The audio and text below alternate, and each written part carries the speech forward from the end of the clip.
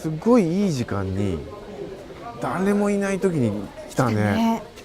しかも住職さんと。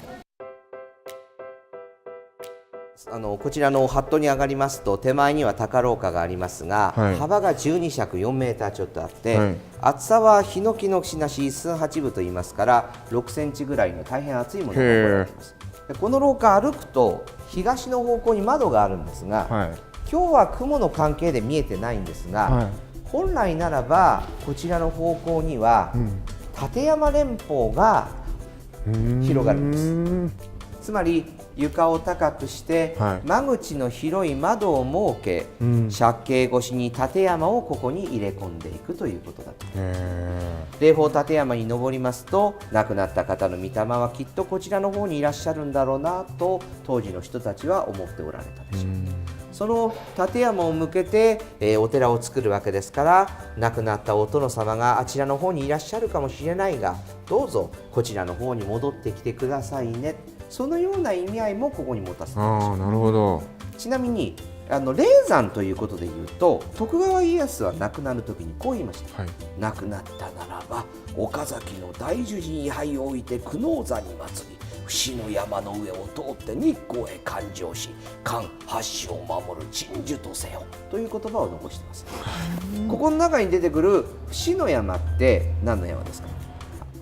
富士山。そうです、はい、伏言い換えると富士なんですね、はい、伏の山の上を通って日光で神様にしますよ、はい、っていうのが日光東照宮なんです。に対して前田のお殿様というのは、はい、まさに立山をその富士山と言い換えながら、まあさっきの話とちょっとつながってくるのかなと。でこの話を聞いた上で一番奥のハットをご覧になると、はい、なるほどなっていうのが最後に出てきます。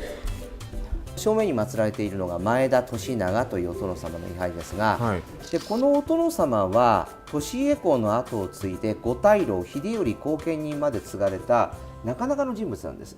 ところが継いだと同時に内府の方からそろそろ大阪から金沢に帰ったらどうだってことになって、はい、帰ったと同時に謀反の疑いをかけられ許してほしくば松を人質に出せってことで松さんまで江戸に出したわけでございます。関ヶ原っていうのは実はですね豊臣対徳川の構図じゃないんです、はい、あくまで、石田三成対家康の戦いではありますけれども、どっちかって言いますとですね石田三成憎しっていう中で加担した人間が後で全部潰されちゃったようなところがあるんです。前田家っていうのは非常に思慮深いお殿様であります。ここは下手に前田家としても一応秀頼様は守られるんであれば徳川方についておいた方がいいって考え方をしたんです。なるほど。でもさすがに問題だったのは秀頼様が危なくなったってことです。時代はある程度動いた時に徳川が秀頼を潰し始めた、はい、すると前田家としてもまずい、私は本来秀頼公を守るべきであった、しかし三代目はすでに徳川から娘もらって徳川方に属して私がこれ以上長生きをすれば大御所の寿命もあるが前田家そのものを2つに割らなければいけなくなる、だったら私はさっさと行った方がと命までコントロールされたって言われてます。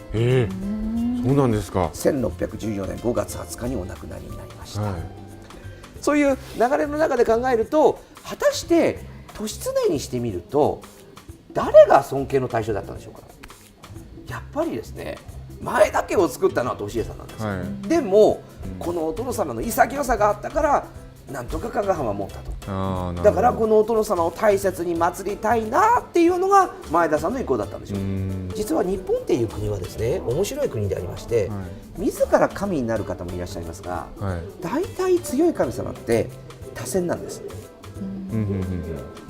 その方々って例えば菅原道真、はい、源義経、はい、平将門、はい、こういった方々って実はもともとは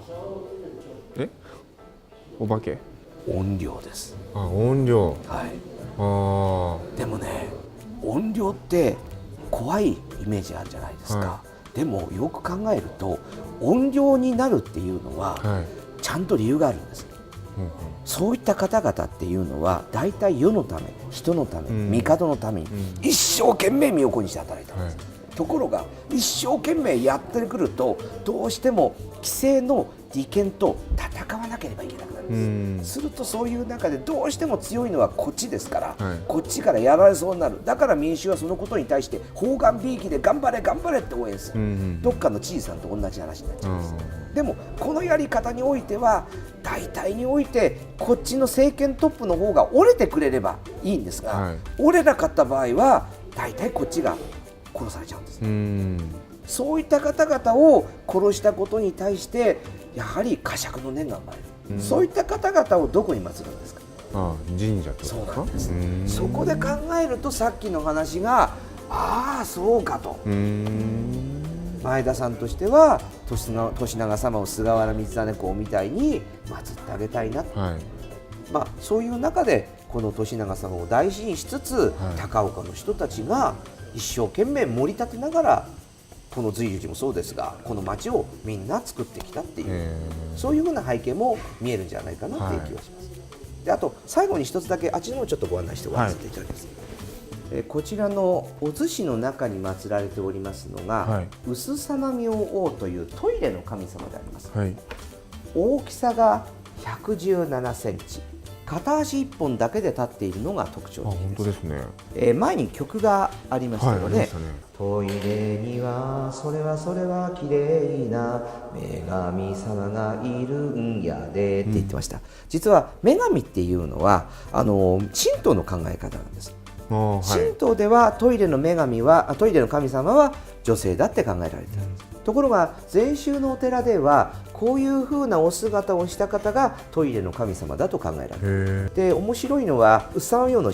下におりますのは猪頭天といいまして、頭がイノシシ体が人間という一風変わった悪い神様なんです。インドで不浄な行いをしたこの下等の神様に対して臼様明が怒りつけているってお姿なんですね。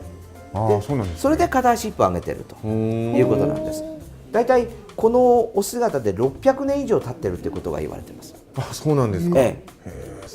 あとはお堂の中含めてどうぞご自由にお参りください。どうもありがとうございました。ありがとうございました。ありがとうございました。すごいですね。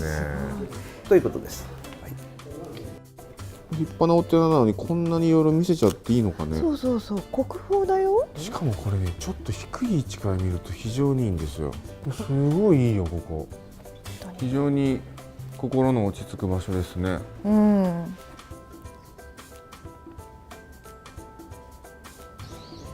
随龍寺赤廟。というわけで、いや高岡来てよかったです。しみじみとそれを感じるお寺でしたね。住職さんのお話を聞けたというのがすごい良かったな。いや高岡って本当に前田家、特に前田利長さんの町、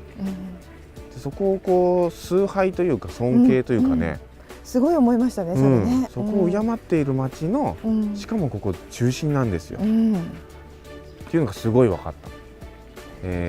住職さん、ありがとうございました。ありがとうございました。本当にありがたいお話で元気になりましたね。